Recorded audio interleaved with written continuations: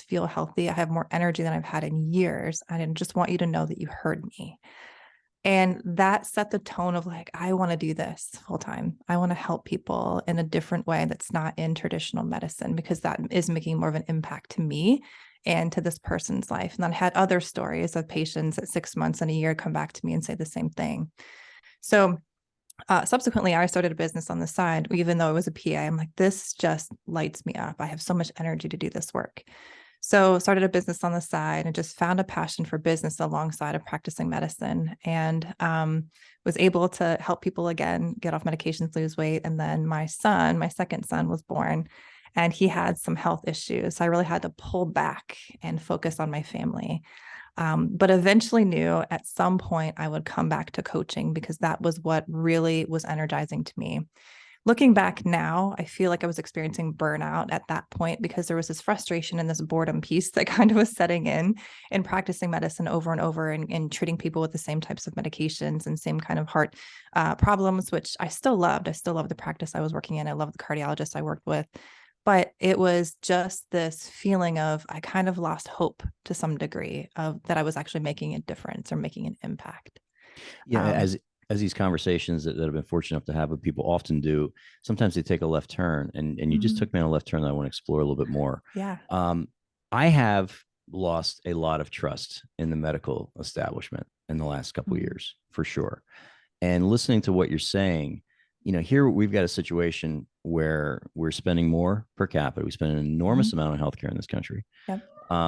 We're getting worse and worse results. It's almost like it's an inverse relationship. The more money we spend, the more drugs that you're throwing at the problem, the more medicine that we're practicing, the sicker our population is becoming. Yep. What do you think is going on? That's a big question. It's kind of a loaded question too, but that is a very loaded question. So I actually think it goes back to medical school. And we've been, on our podcast, we're talking to multiple different physicians and how they began practice. And, I talk to my cardiologist still. I have a good relationship with them. And I still talk to them about like, what is happening here? And in education, so in the medical world, when we're going to school, I had, I think, 3 hours of dietetics during my training. So when I got my master's degree for physician assistant studies, I had 3 hours of what actually felt like health and wellness to integrate into the practice. I knew nothing.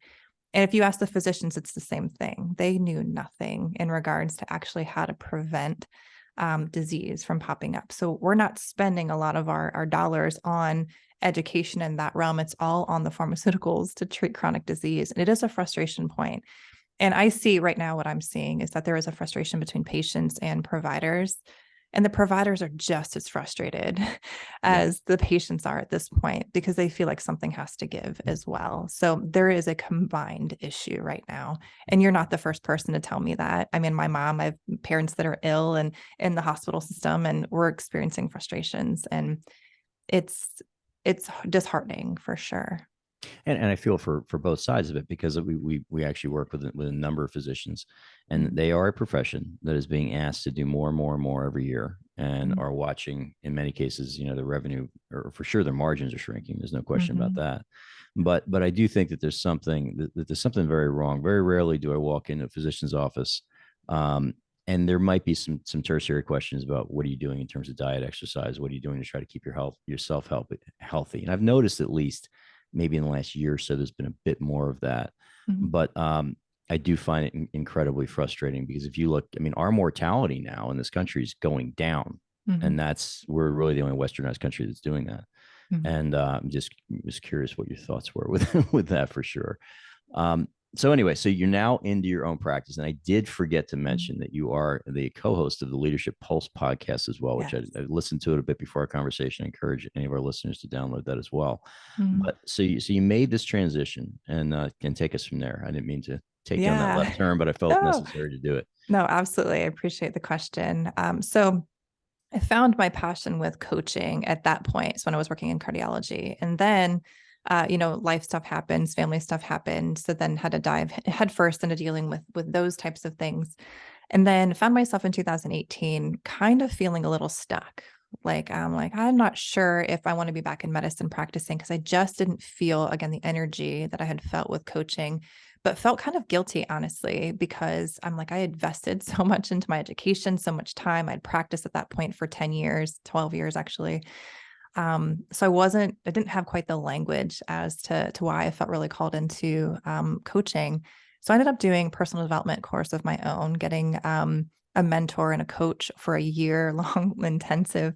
And that's when I really grabbed onto this is my personality to really love to see people advance, get better, see potential in them and help bring that out of them. So then after that, I found a company to start working with as a health coaching company, and then I developed my business on the side. So my vision kind of grew from there. I'm like, if I can help people in the health coaching sphere really get healthy, then what if I picked my head up and I knew the skills and tools from executive coaching of really diving into people's personalities and understanding how they're wired. And then I'm like, what if I can do that in a team? Like, what if my vision just grew a little bit more and I'm helping people in different areas really get healthy? And then there's a ripple effect when that happens, when you're able to actually get to the leadership, kind of the top of the leadership, and then help maneuver things downward.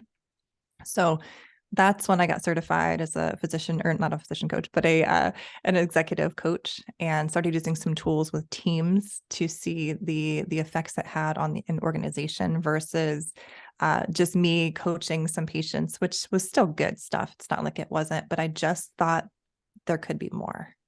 Yeah, sure. So what's one of the big what do you see going on right now? So we talked in the Mhm. beginning here about these burnout rates. Again, almost Mhm. 50% of people out there in the workforce that Yep. feeling burnt out. Where is there there's probably not a single cause, but is there are there root causes that Mhm. are, I guess, responsible for this increasing trend that you've seen? So I think we've been headed here for a little while based on generations. So if we look at the baby boomer generation, very devoted to work, and then their influence is really heavy on the Gen Xer generation, right? Mm. So the influence plays a huge part into how people just work and they do the work. So it can be defined and their identity is involved in work. But I think we've been kind of headed here and we haven't really caught up to the digital age of what's possible. So millennial generations like, hey, COVID hit, big boom of, hey, we have seen that there's flexibility and that we can allow that. So why can't we stay that way? Hmm. And why can't we be involved and invested in our families more? So if we go back to baby boomer generation again, that's when a lot of women started to come into that generation, and they were married at the time. Prior to that, there was single women that had more of the workforce. Um, Not the majority of it, still men, obviously, but we started to see this influx of women coming into it. And then same with Gen X, because they had this idea of, the perfect life with the more of the stuff that kind of came into it. So we've been, again, heading in this direction of working longer hours, being devoted to work. But then I would say the last 10 years, we started to see this trend of it's not positional power that leans for leadership now, it's more influence. And then COVID hit and it really accelerated the need for influence and not positional power. Just to break that down for me. What do you mean by Mhm. positional power versus influence? So, positional power, meaning management level into some different frontline positions. So, if people aren't feeling motivated to be at work, if they're not feeling like they're appreciated, valued, and heard by their boss, they're more likely to leave because they know that there's other opportunities out there. And Hmm. that's what I'm talking about influence. It's like you really have to understand how people are wired in the workforce now in order to motivate them and help them where they're at. And people don't want to be separate at work anymore. They don't want to be at work and be somebody completely different from who they are at home. Hmm. They want somebody to know they have two kids at home and one of them may have a disability, or they want to know that they have two kids at home and one of them has food allergies or something, right? Um, or they just want to have this intermeshing of who they are and not live two separate lives. So I think that's been a lot of it. Do you think, and this is a question I'm not sure the answer of, do you think that, if you look at these devices that we're all holding here, along with all these other, I'm holding up my cell phone for people that are listening. Um, in many cases, they're amazing because the technology Mhm. allows, at least in my case, you can work from almost anywhere, anytime, that type of thing. It is also a incredible curse because you can work Mhm. from almost anywhere at any time. Have you seen that as you've seen this mixing of your personal life and your work life, and I would say Mhm. for sure 100% in the last 2 years, the work life has come a lot more into the home life. Mhm. Has that increased a lot of the issues that people have had and anxiety that they might have around their workplace? I think yes and no. I Mhm. think with certain personality types, it does make it easier to just work continuously because those are the people that can be defined by work, but also that just love their work. They have to separate and set balance between the two. Um, I have seen in some clients though, where they're just so willing to set boundaries. And I would say that those are probably not the normal patients that are not normal clients that I'm seeing. Most of them are like trying to figure out the piece at home and how to integrate work at home. Mhm. The other thing that I've noticed is with mental health really coming to the forefront, and we're talking about it more. So, obviously, people are more willing to engage with conversations about that. At home, there is a sense of burnout too, if things are happening at home that Mhm. are really stressful and people are really struggling and they're trying to figure out how to mesh both. So, for example, I have a client that started working with me because he was burnout. And he's like, I have no idea how to help the turnover problem at my office, but then my daughter's struggling. Mhm. And he's like, I just don't know which way to go first and how to help. So, knowing how he's wired, we plugged into work first because he was working 60, 70 hours a week and then devoting the rest of the time to his daughter. So, we had to really fix some problems at work first because I knew he needed to step back. But knowing his identity is wrapped in work, I can't just pull him towards his daughter and pull him out of the workspace. So, it's really been helpful for me knowing how people are wired and what drives them and then helping in that space first and then quickly pivoting when they're ready to work in the home space or work in the other space that may be causing some stress. Yeah, I've got some people that I'm close with, and some friends and things that will have issues with their job. And particularly in the last couple of years, you've seen it. And my answer to them has always been certainly not being an expert in helping them deal with that. But the way I view it is if you're having a hard time at work, you've really got a couple of options. You can keep the status quo going, which you're just going to get more of the same, and it's probably not going to improve, perhaps get a little bit worse. You can have the same position at work, but you can change the lens of which you view it and the way that you deal with it. You can quit your job. You can go somewhere else and try to find something different, or you can leave altogether, leave the workforce altogether. And I think that people have done some combination of of Mhm. of those four. But what is your take on that? Are most people just more comfortable with just kind of laying the status quo continuing, or is it possible to have a very high demanding job and change the lens at which you're viewing that job through and changing your own reaction to it? Yep. Two exercises I walk people through if they're really frustrated with their job. We kind of walk through what do you have control over? What's in your immediate control and how well are you doing that? Or how well do you feel like you're doing at that? What sometimes happens, like you kind of alluded to, is the perspective can be I'm like involved in so much stress from other people and I'm taking that all on, but then I'm not really focused on where I'm at and what I'm doing. And it's if you kind of put the lens back in focus and you get really, really good at what you have full control over again, it doesn't seem as stressful. So that's one exercise we walk through of, and then what happens and subsequently in doing that is you start to build influence in those other areas. So your circle of influence actually grows. And then you actually become a leader worth following in those spaces because people see you doing your thing really, really well. And then you have the capacity to start having really good conversations with other people around you. So we are focused, then, your perspective is honed, you get really good, and then you start to kind of pick your head up of like, how can I help other people around me? Second thing I do is a values exercise. So to decide whether or not the job is the right position, or if it's the right company for them, we do a values exercise. So values of like, what are the four top values and how are we filtering this through those value system for you? If it's not the right set of values that align with the organization, sometimes it is better for them to leave. It honestly just depends, and every person is a little bit different. But those are my first two go-to exercises with a new client in the experience in those situations.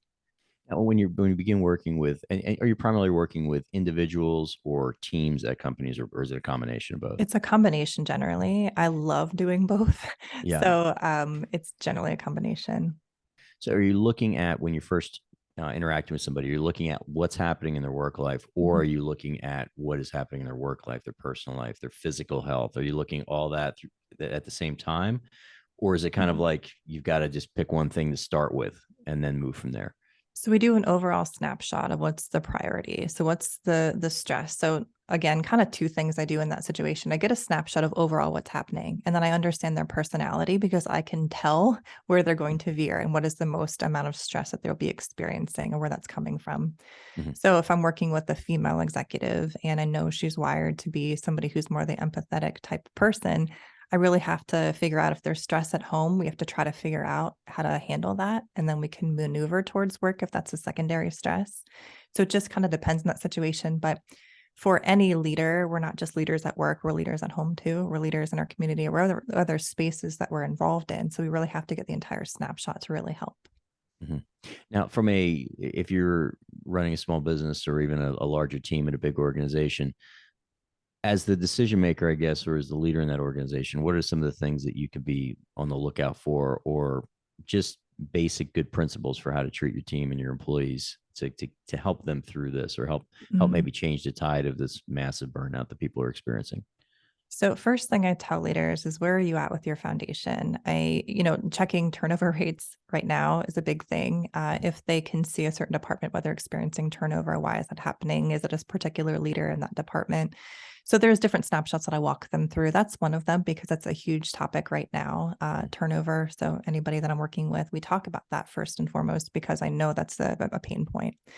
Um, so we start there first, and then the second thing is we start to talk about the leaders who you have that are humble, confident, and secure. Like who are those people, and how can we multiply them?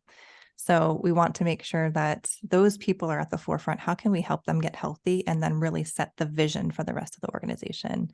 I don't think people want to stay where we're at right now. It is not a good feeling to kind of feel stagnant and stuck. So you have to move them past it and you have to give them a vision for where they're headed. So that's the next thing that we establish of like, okay, how do we set a tone of where we need to go from here? And what do you think is the best way to do that, or is it a case by Mhm. case situation? Case by case, I would say, but and it depends on where I'm at in the organization too. It can be Mhm. executive team, can be like the middle management leaders of creating unity with them. So a lot of times in those situations is we all need to get talking. So we need to make sure if there's trust that's been broken that we reestablish that quickly and we kind of come to some type of common ground. That way we all have the same language that we're using to move the organization forward. But it's usually some type of team development that I'm doing. What do you do if a team member you don't, or an executive at a company, you don't have buy-in? Because Mhm. not everyone is going to Mhm. maybe see the need to get on the same page. They're doing their thing. They're used to doing it. They don't want to Mhm. take the energy to have a little bit more introspection in terms of how perhaps they can make themselves or something else better. Yeah. Yeah, and I've seen that. The hard thing there is we'll have conversations that if I feel like there's not buy-in, there may be buy-in for the team. There's a lot of conversations back and forth, and I still try to engage them just where they're ready. So it may not be they're ready to do the team development, but maybe I can coach them, or maybe I can do phone calls with them and start just having my face in front of them to start talking about, hey, this is the vision that the team has. You're part of the team here. So what level of involvement is necessary for you to have for right now? If it's a situation where they're on the fence of whether or not they want to work on engaging the rest of the team, or they want to work on developing the team forward, then we kind of have situations where we just talk with them. I talk with them. I don't engage with the rest of the team if they're not ready, because it Okay. doesn't make sense for me to work with an organization if I can't get full buy-in at some stage where I don't feel like I'm headed there. Now, have you come across a situation where that person that's not buying into it doesn't have a job now because it became apparent to the company and the rest of the team that, because sometimes you just, let's be Mhm. honest, you can lead people to a place, but doesn't mean they're gonna Mhm.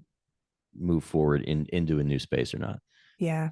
I haven't had that experience. A very good friend of mine who's a coach, though, has had tough conversations like that too, walking in saying, if this is the case, this person may not have a job. And those are hard conversations to have. But You have to, I think, to some degree, come in with that level of challenge, because if not, then there could be a lot of damage to the organization as a whole. Well, I absolutely agree with that. I think if you have a pretty particularly toxic person, Mm-hmm. particularly for smaller, even larger organizations, because it does tend to impact the overall mood of Mm-hmm. everybody that's interacting with them, that's around them. So, Yes. another question for you, and this has been something that I've asked numerous business owners over the last couple of years. So we've got a big labor shortage problem in this country. Mm-hmm. The unemployment rate's still very low, but we still got 1.5 million, 2 million people less are in the workforce than they were before COVID. Where are the workers? based on your experience working Mm-hmm. with companies Mm-hmm. in corporate environments, where they all go? Are they just home playing Xbox, or what's happening? So I think that to some degree, the people who could retire or take time off, they have. Mm-hmm. So they've taken either time off, they've had money in savings, they had, some type of finances that have come into play where they have some time off. I've Mm-hmm. seen that. I've actually talked to some people that's been the situation, or been the case. I have a friend that I used to practice with an ER. She just completely quit. She's a physician. She's like, I can't do this anymore. Her husband, makes enough money. She doesn't have to worry about it. There are Right. people like that. They just have the ability that they don't have to work. I also think that people are very creative and they have tons of opportunities to pay the bills in different ways right now. Mm-hmm. So, door dashing, I mean, there are so many different ways to make money that they're going to be scrappy and they're going to find it, rather than be employed by somebody who really doesn't care about them. Right, right. Now, in organizations that you're walking into and you're seeing, what percentage of them, obviously, if they're engaging with you, it's because something's not going right. So there's a Mm-hmm. problem that needs to be addressed. But are all of these problems fixable? Meaning that, I guess if they've made the leap to try to bring in an expert that can help them through this, Mm-hmm. then there's hope, because there's a recognition that there's a problem. But do you find that, is there any impossible cases? I guess that's the best way to put it. Mm-hmm. So I think for that question, their solution kind of means end result. And Mm-hmm. I don't think that there can be an end result. I think that there has to be some malleability to it, of having to maneuver and work through situations regardless. And I think that's what people are looking for. They're looking for a leader who's willing to do that, who's willing to say, we're going to go through hard times again in the future. And we just need to know that you're going to get us through that, Mm-hmm. and be there. And, we're going to need some flexibility. We're going to need to be able to maneuver how we need to maneuver. But I think if you find a good leader who's willing to do that, people are going to stay, Mm-hmm. honestly. So I don't think that there's a solution. I think that there has to be just a lot of flexibility and fluidity on how problems are managed at this point. And you think also now that we've got, for the most part, people are back, and at least if they're either in a hybrid type situation where they're remote a little bit and they're in their offices a little bit. But one of the things that had concerned me really into 2020, the beginning of 2021, is you lose a certain amount of corporate culture, or any organization loses culture, if the people are not intermingling with each other on a regular basis. Has With the organizations that you're working with, does that seem like that's beginning to normalize now? There's still struggle, Yeah. honestly, Is there because more of a struggle than, like, is it harder now getting everyone on the same page than it was before? I think the hard thing right now is they're still settling from COVID, and there's still just this kind of settling phase and trying to establish a new normal. And some of them aren't even in the phase of where that's hybrid work, because they can't be. Like some factories, there's no possibility of hybrid Right. work. It's still in person. So they're still trying to figure out how to engage in person. So I think regardless of the atmosphere or how you're designing the workspace, there's still struggle with engagement across the board from what I've seen anyway. Okay. Now, have you noticed the mental health issues? Obviously, now it's something people are a little bit more comfortable talking about. Is it, where are we versus, say, 2019? If we had this conversation in Mhm. 2019 and I said to you, hey, Becky, what is it looking like in terms of overall mental health of the workforce with organizations that you're working with? Mhm. Where are we now in 2022, almost 2023? Yeah, I would say so 2019 to now. So I was just knowing, I practiced medicine for Mm-hmm. 16 years, right? So knowing the amount of mental health that I treated and that people were on medications, it just wasn't talked about. Right. And now it is more readily, because I think the way people are looking at it too, the stigma has kind of gone down a little bit. So they're more willing to engage in conversations about depression, anxiety, about burnout, and those types of things. Burnout has been a problem since the 1970s. That's, first brought up in research in the 1970s. It's been around a long time, particularly in the healthcare world and then education. So it's been there a while. It just hasn't been discussed. And then same with those other mental health problems. We just haven't been willing to talk about them. I just think that there's more of an uncovering since COVID of, hey, like I'm struggling and I'm willing to open up and talk about it now. Mhm. But do you think it's a greater percentage of the workforce that might be dealing with some of this? I do. I do think it's probably a greater percentage. Yeah, I would say definitely in the healthcare sphere. Latest research I saw was like 67% of physicians have burnout, which is a huge number. Yeah. 72% nurses, maybe a little bit more than that at this point, but it's a huge number of people experiencing burnout and other mental health disorders. So what do you do? You're a person here, and it's now when they're listening to this, it's going to be early 2023, Mhm. and you're just grounded to a pulp. You hate your job. You're burned out. You're worn Mhm. out. Everything else. I like giving people some proactive steps that they can take to Mhm. at least get the ball rolling in the right direction. Yeah. What's the first thing someone can do that feels as if they've kind of hit, you know what, they can keep doing what they're doing for a couple more years, but life's not going to get any better? What's the first thing they can Mhm. do to start to address it? Yeah. First thing is to do like an audit. Audit your home life, audit your life at work and see which is causing the most stress for you. So what is the issue? What is the primary thing causing you a lot of stress? And then get into the minute details of what it is about those situations or about those atmospheres. So if it's work and there's a conversation that needs to be had with the boss, go have that conversation. Even if it involves conflict or involves something scary, you're actually going to feel better if you go have Mhm. that conversation. If it is something in the system of how you practice, of how your routines are, look at that system and then go after one thing to fix it. It is just one thing. Focus on one thing. It's usually what I tell people because if you can identify it and identify what will give you relief, then go after it.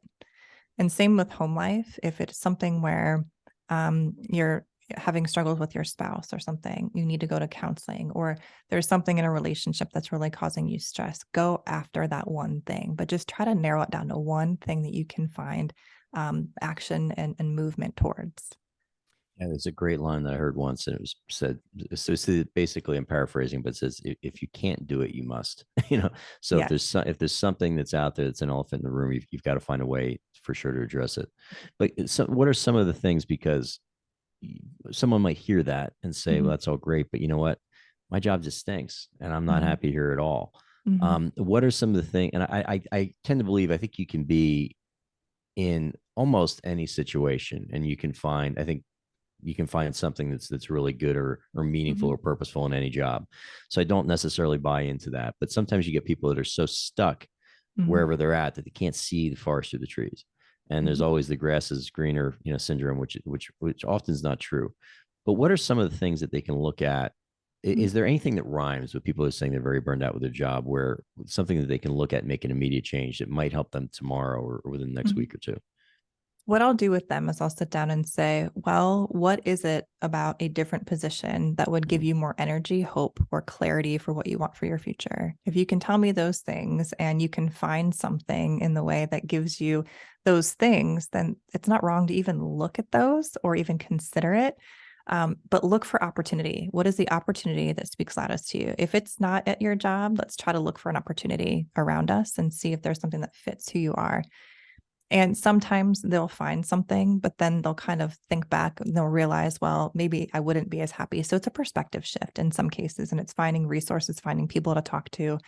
That's another thing I'll tell people, just go talk to people. Go talk to Mhm. people like in that atmosphere where you want to be and ask them if they're happy. Ask them what they would do differently. Just having conversations actually gives you a good insight into what's happening in other people's worlds too. So that's usually another thing that I'll bring into play for them.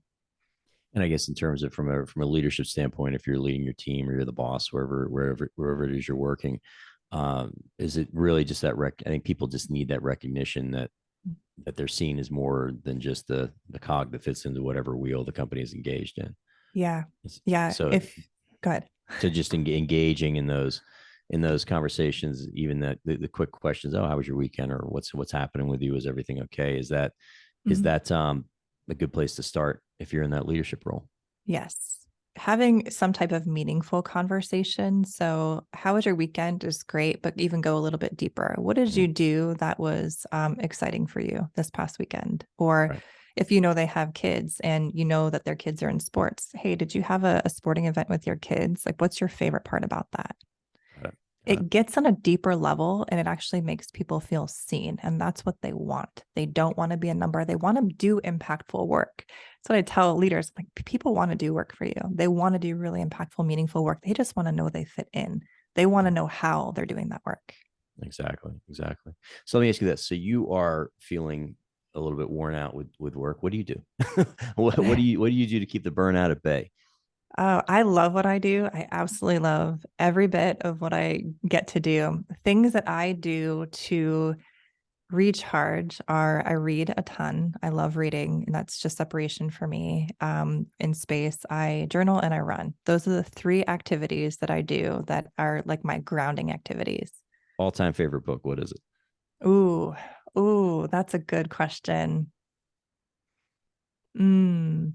So I'm terrible with authors' names, but I read the book Switch, Okay. which was really good. It's about change management. And I read that earlier this year, and it still resonates with me.